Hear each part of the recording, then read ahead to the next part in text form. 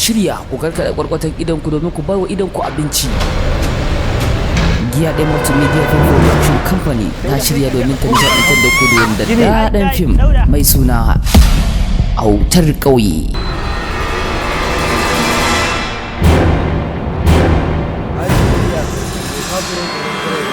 Mahaukacin kare za a rataya sai gwari sai a yi mai gida ruwa ba ki tashi a mai.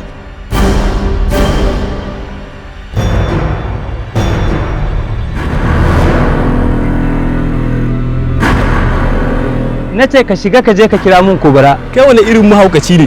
Kai oga wannan ba zan iya da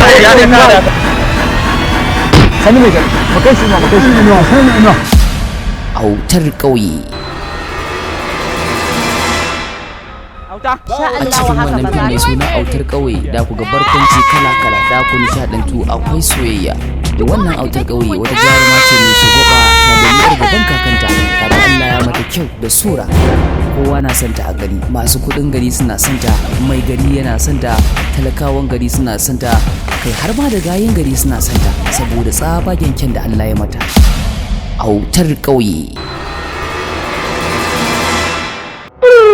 sai yau ba za mu kwana a gida ba. Je ka tattaro mana mutanenmu. Wani abin da yaron nan ya mu ba fa zan sake baki kawai ina kallon sakan mutu ko ya zubge ni da ice kwana 3 a asibiti sai da ka kara min jini dole ne na dauki kwakwaran mataki a kansa.